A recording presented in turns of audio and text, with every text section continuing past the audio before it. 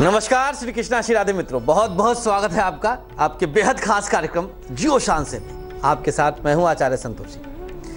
Property, अचल संपत्ति हर कोई बनाना चाहता है, बनाता भी है, लेकिन कई बार यही संपत्ति विवादों का कारण बन जाता है। हमारे अपने ही हमसे दुश्मनी निभाने लग जाते हैं और कोर्ट कचहरी तक की स्थिति आ जाती है।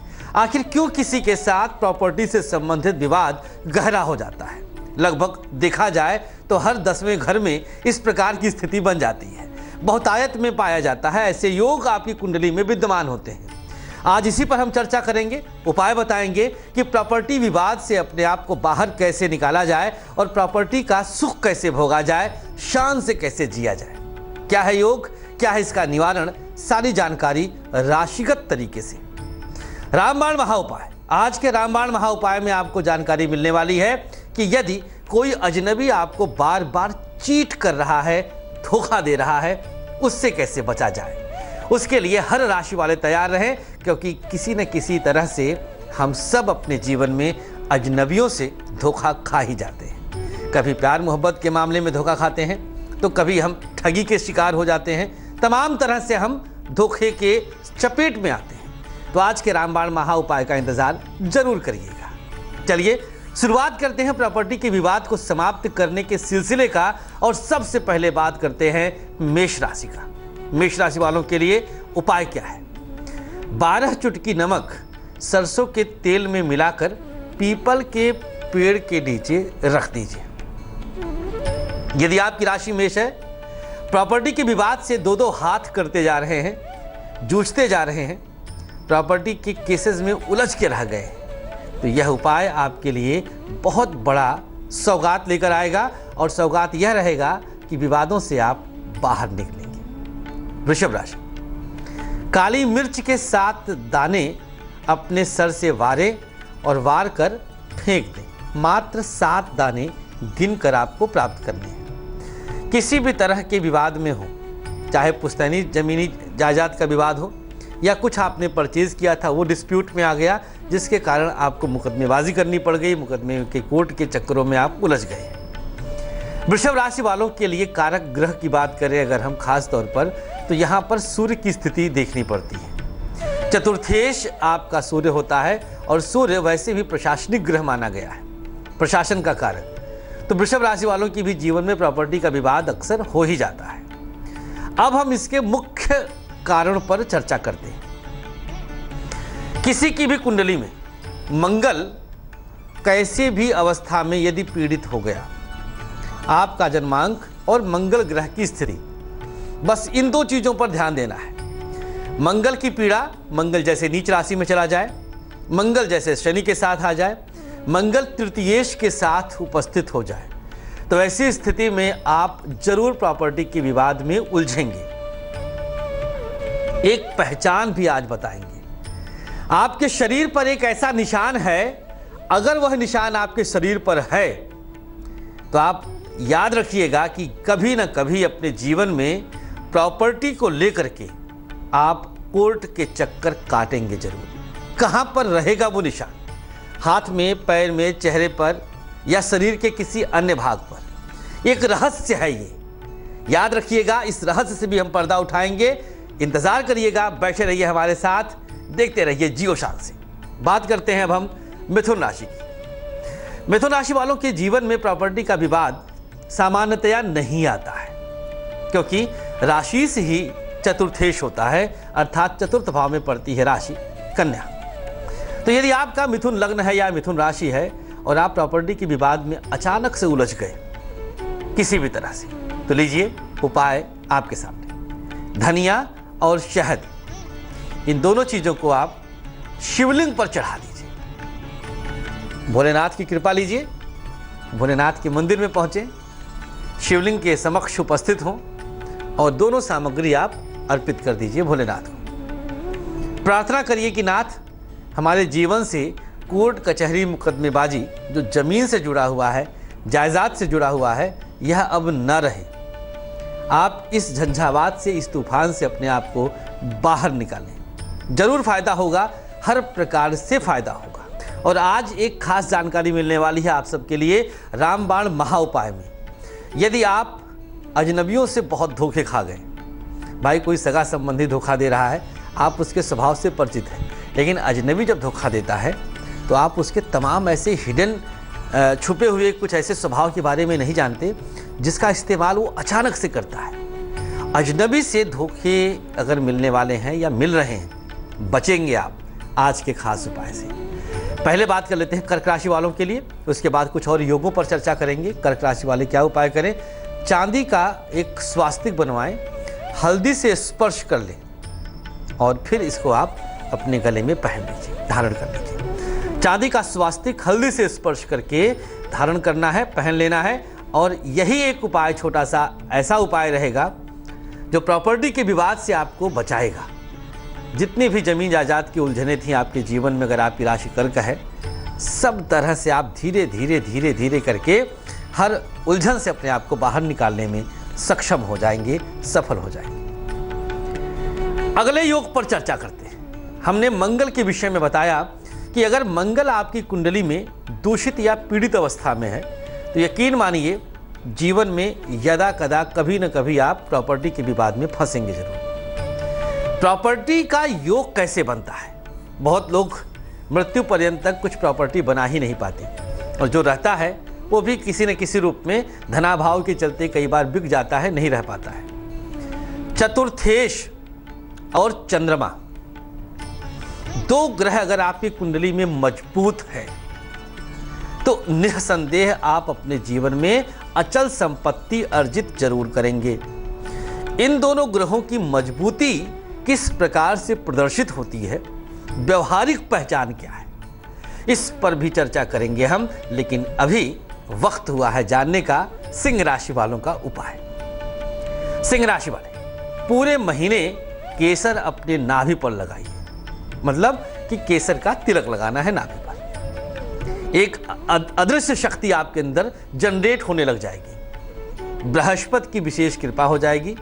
बृहस्पति जो कि आपकी कुंडली के पंचमेश हैं, चतुर्थ का बैंक बैलेंस है, अचल संपत्ति का विशेष लाभ है, वहां से बृहस्पति की मजबूती आपको मिलेगी।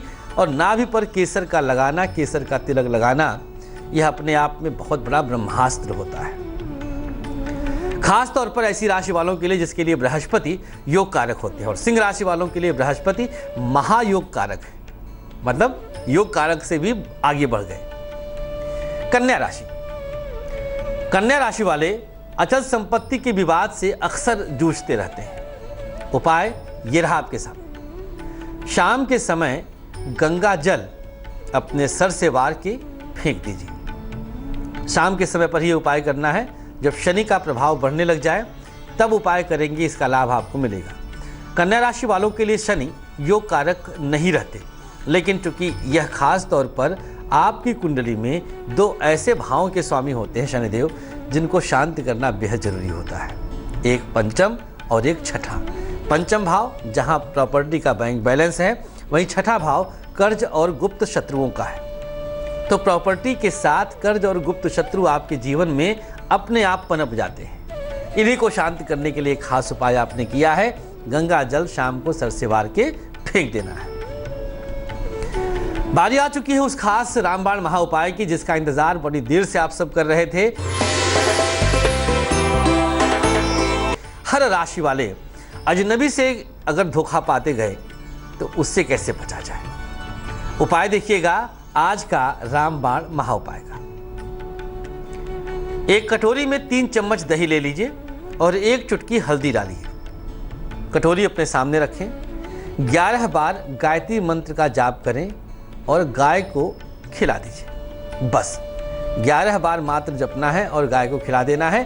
3 शुक्रवार यह प्रक्रिया करिएगा। 3 शुक्रवार लगातार यह प्रक्रिया करना है। शुक्रवार, चूंकि शुक्र खास तौर पर सौम्य ग्रह है, आपकी सौम्यता का ही कोई फायदा उठा करके आपको धोखा देता है।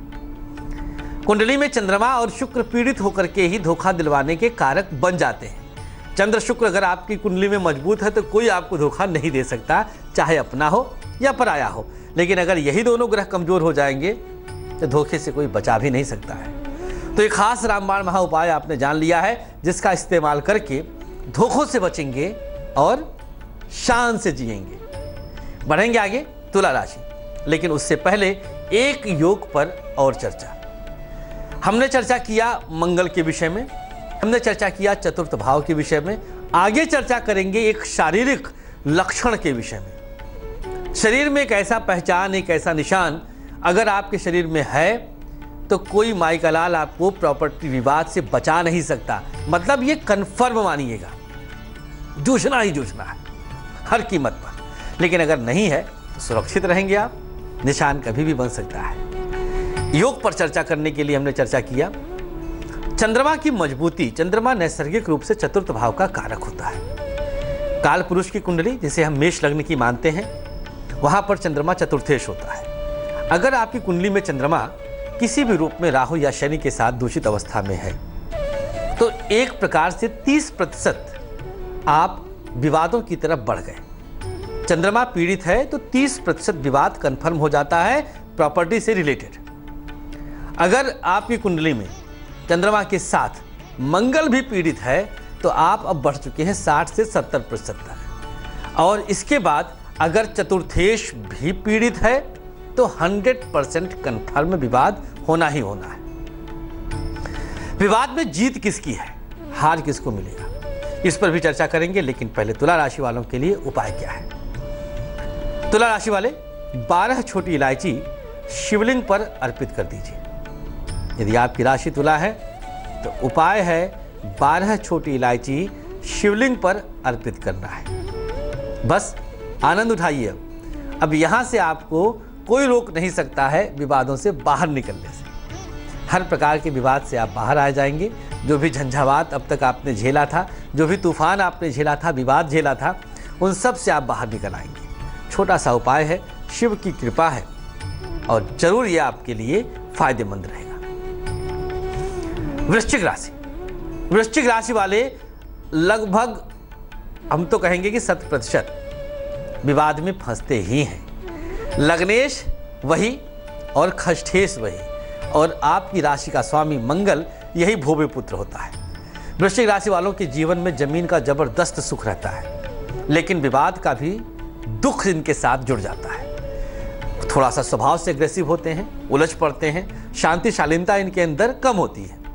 वर्तमान गोचर में शनि भी इनको दूषित कर रहा है। उपाय ये रहा, सरसों के तेल से शिवलिंग का अभिषेक करिए। शुद्ध सरसों का तेल लीजिए और जाकर भोलेनाथ को मनाते हुए शिवलिंग का अभिषेक करना विवादों से बाहर निकालेगा। कोर्ट कचहरी तक अगर आप पहुंच चुके हैं या पहुंचने वाले हैं तो माता रानी की कृपा से आप बचेंगे। सरसों के तेल से मंगल का सीधा सीधा संबंध होता है, और चूंकि लिक्विड फॉर्म में होता है तो चंद्रमा अपने आप कनेक्ट हो जाता है।